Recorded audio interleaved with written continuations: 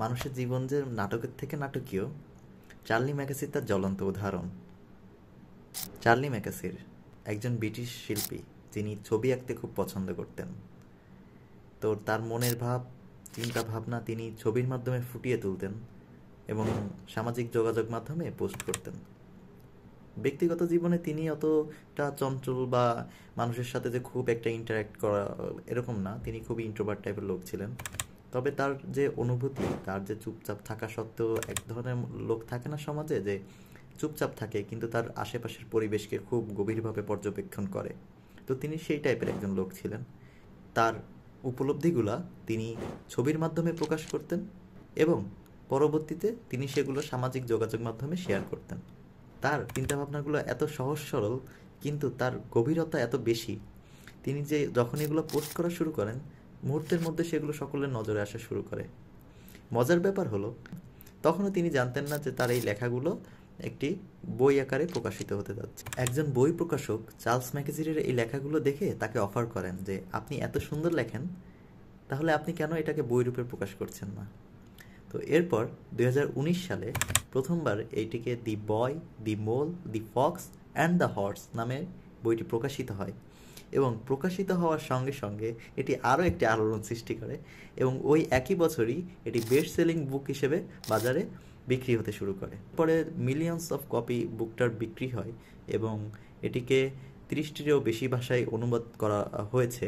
তো এখানেই তার সাফল্য বা সফলতা যে শেষ সেটা নয়, যেই মানুষটা জানতেন না যে তার লেখাগুলা একদিন বই রূপে প্রকাশ হবে এবং বই রূপে প্রকাশ হওয়ার পরে তার যে অর্জনগুলো আছে সেগুলো শুনলে আপনার হয়তো আরও একটু অনুপ্রেরণা জাগতে পারে মনে।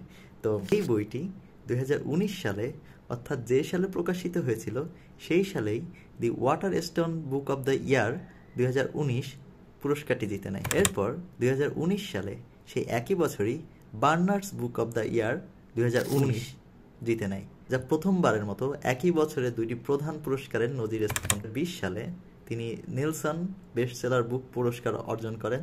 এরপর 2022 সালে এই বইটিকে নিয়ে একটি অ্যানিমেটেড শর্ট ফিল্ম তৈরি হয়। 2023 সালে, অর্থাৎ ফিল্ম তৈরি হওয়ার পরবর্তী বছরই এটি অস্কার জয়লাভ করে। And the Oscar goes to The Boy, the Mole, the Fox and the Horse, Charlie Mackesy. Thank you so much for this. Thank you. অর্থাৎ আপনি বুঝতে পারছেন যে এই মানুষটা একটা সামাজিক যোগাযোগ মাধ্যমে চিত্র এঁকে পোস্ট করতেন, তিনি জানতেন না যে তার এই লেখাগুলো বা তার চিত্রগুলা একদিন বই রূপে প্রকাশ হবে। বই প্রকাশ হওয়ার পরে এটার মিলিয়নস অফ কপি বিক্রি হবে। এরপরে এত এত মানুষের ভালোবাসা, এত মানুষের সম্মান, এত পুরস্কার অর্জন করবে। এটি নিয়ে একটা শর্ট ফিল্ম তৈরি হবে। এরপরে এই শর্ট ফিল্মটি আবার অস্কার জয় লাভ করবে।